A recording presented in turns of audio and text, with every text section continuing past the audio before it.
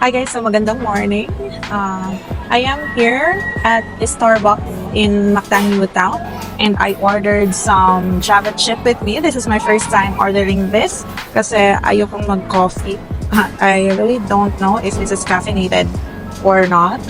What we're gonna be doing today is we'll be having our Kwentuhang mental health segment, and I have my comfort cards with me. And we'll be starting answering some questions. So for now, we'll be having at least 5 na questions. Bubunot ako ng flashcards, at least 5, and we'll be answering it right now. See? Sorry, I have to do it like this one kasi I have no one with me. And so, talagang sariling sikap po talaga ang aking vlog na to. So I have 5 flashcards with me and we will answer it together. By the way, I want to flex this Starbucks traditions. Binigyan nila sa akin to. If I'll be able to get 17 points daw, bibigyan nila ako ng parang free gift. So merong mga planners doon and mga planners and tumblers. And they'll give it to me if maka 17 points ako with my purchases in Starbucks. So, ayan, part na tayo ng ating usapang mental health. So, our first question, I'm so sorry, medyo maingay dito sa area na to because this speaker is with me. So, ayan, sana naririnig niya ako. Our first question is, sino ang unang tao na sinasabihan mo kapag masaya ka? Paano siya nagre-respond? As of now, I have my husband with me. So, siya ang unang taong sinasabihan ko. Siya ang palagi kong kasama mo on a daily basis talaga. And the way he respond naman, yun nga, masaya din siya for me.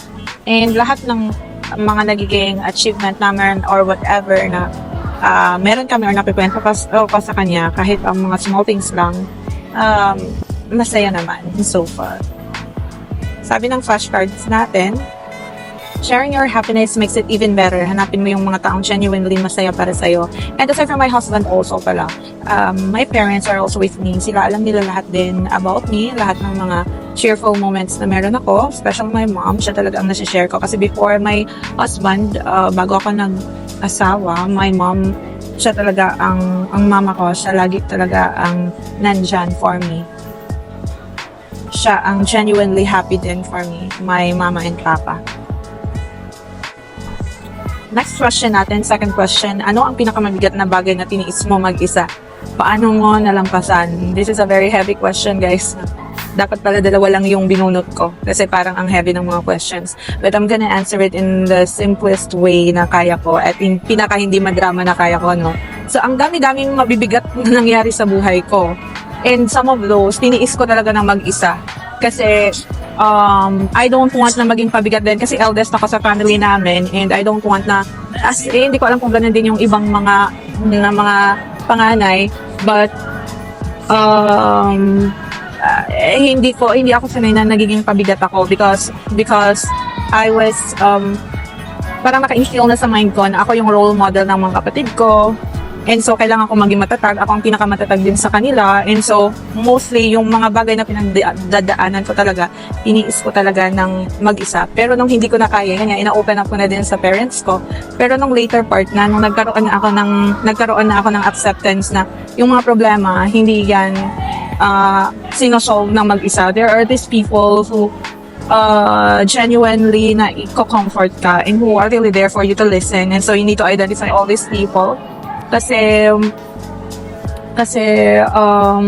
kailangan sila, para ma-survive mo ang pinagdadaanan mo. So, madami talaga. Hindi ko na maiisa-isa. And paano ko nalampasan? Prayers lang, si Lord lang. Sabi dito sa flashcard natin, ang mga bagay na tiniis mo mag-isa, hindi yun maliit na bagay. You're stronger than you realize. That is very true. Now, we will go to our third question. Ano ang pinakamahirap na bagay na kinailangan mong tanggapin sa sarili mo?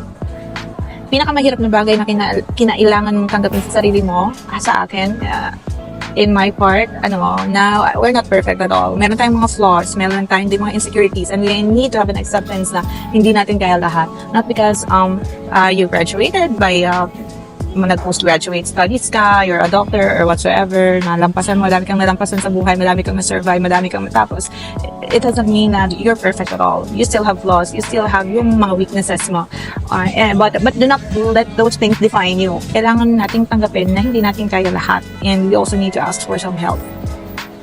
Yan, sabi sa flashcard, acceptance doesn't happen overnight. Ang acceptance and acknowledgement sa mga pagkukulang mo, sa mga mali mo, sa mga kakulangan mo sa sarili mo, it is really important, acceptance and acknowledgement, kasi you cannot move forward Pag hindi mo yan tanggapin, you will stay on that phase of your life na parang wala kang tinatanggap na pagkakamali. You will be, parang may stagnation ka sa phase na yan. It will hinder you to move forward kasi nahuhook up ka dun sa mga thoughts na yon. That's why you need to have acceptance acceptance and acknowledgement na may pagkukulang ka din, nagkakamali ka din. And acceptance, sabi nga dito, doesn't happen overnight. Minsan masakit sa simula, pero eventually natututo kang mahalin ang bawat parte ng sarili mo. Your flaws, your strengths and weaknesses, your flaws make you beautiful at all. Not perfect, but beautiful at all. Fourth question is, kapag feeling mo wala kang kasama, paano mo hinaharap ang lungkot? Feeling mo wala kang kasama. It's the feeling of loneliness. Ang loneliness for me, it's an emotion. Kasi kahit mag-isa ka naman, kung masaya ka, you don't feel lonely. You don't feel alone. So, usually ako, pag wala akong kasama, hindi naman ako nalulungkot. Like ngayon, wala akong kasama. I have no one with me. Actually, my husband and my son is with me, but they're roaming around the Mactan New Town. So, mag-isa lang ako dito. And paano ko hinaharap ang lungkot? I do my thing. I do the things that I love. I love staying in coffee shop. I love doing vlogs. I love, my things. So, hindi naman ako nalulungkot. Nag-i-enjoy ako actually because I love also me time. Kailangan may mga panahon din na may mga panahon din tayo sa sarili natin because it's the time that you're able to self-reflect. Nagkakaroon tayo ng me time, me talk time. So, there should be some time na para sa sarili mo. Hindi mo kailangan maging malungkot kapag mag-isa ka lang. Sabi nga dito sa flashcard natin, hindi niyo mabasa. Ang lungkot minsan parang bigat na hindi mo alam kung kailan nawawala. Pero hindi ka talaga nag-iisa kahit minsan parang gano'n. Ang lungkot, again, it's an emotion. And if you feel like you're saddened of some situations, pray ka lang kay Lord. Tulungan ka niya. Sabi niya, diba, I will be with you through or in deep waters. So, basahin niyo na lang yun. Hanapin niyo sa Bible. Fifth, saan ka kumukuha ng pag-asa kapag feeling mo lahat ay hindi na naaayon sa plano? Pag-asa, na kay Lord ang pag-asa. Kasi if it will really not go into kung ano yung goals and plans mo. Sometimes, yung mga plano natin, hindi natin yan nakukuha.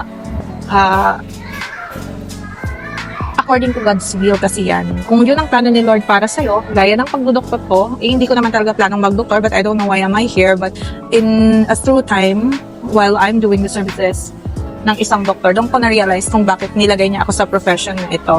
And I was able to serve my purpose here on earth.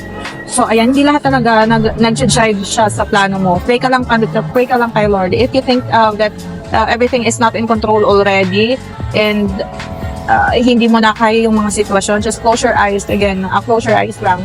Tutulungan ka ni Lord. Magigising ka na lang. Siya na ang nagbigay sa'yo ng solution sa problema mo. Again, surrender everything to the Lord. Sabi sa flashcard, ang pag-asa minsan mahirap hanapin, pero nandyan yan. Kahit nasa maliliit na bagay, baka hindi mo lang mapapansin. Ayun, ang ating 5 na flashcards about usapang mental health. And I hope meron kayong nakuha doon sa mga may nakuha kayong mga insight. Lahat tayo, I don't want you, it's not you who's learning from me also, but I am also learning from you. So if meron kayong mga sagot din na gusto ninyong i-share, you can share your perspective or your insights on the comment section below. And don't forget also to like, share, and subscribe to my channel if you really do like my video. So, cheers to more vlogs and more videos, and I hope nakatulong po sa inyo ang ating usapang mental health. Thank you, ciao!